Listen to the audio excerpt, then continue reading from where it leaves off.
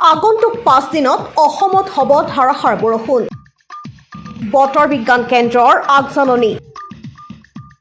ভাৰতীয় বতৰ বিজ্ঞান বিভাগৰ পূৰ্বানুমান অনুসৰি দেশৰ পূব অংশত দক্ষিণ পশ্চিম মৌচুমী বায়ুৰ ধাৰাসাৰ বৰষুণৰ পিছত এতিয়া দেশৰ পশ্চিম অংশত ধাৰাসাৰ বৰষুণ হোৱাৰ সম্ভাৱনা আছে।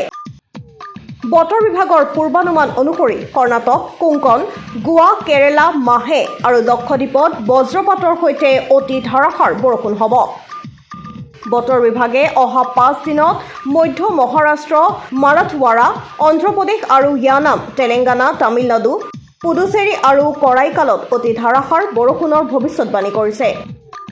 বতৰ বিভাগৰ মতে বংগোপসাগৰৰ পৰা অহা 5 দিনৰ ভিতৰত উত্তৰ পূব আৰু ইয়াৰ কাষৰীয়া পূব ভাৰত আৰু উপ হিমালয়, পশ্চিমবংগ, ছিকিমত ধাৰাসাৰ বৰষুণ হোৱাৰ সম্ভাৱনা আছে। পৰৱৰ্তী 5 দিনত উপ হিমালয়ৰ পশ্চিমবংগ, ছিকিম, অৰুণাচল প্ৰদেশ, অসম আৰু মেঘালয়, নাগালেণ্ড, মণিপুৰ, মিজোৰাম, ত্ৰিপুৰাত ধাৰাসাৰ বৰষুণ হোৱাৰ সম্ভাৱনা আছে। উপ হিমালয় পশ্চিমবংগতো 25 পৰা 27 জুনত অতি ধাৰাসাৰ বৰষুণ হোৱাৰ সম্ভাৱনা আছে।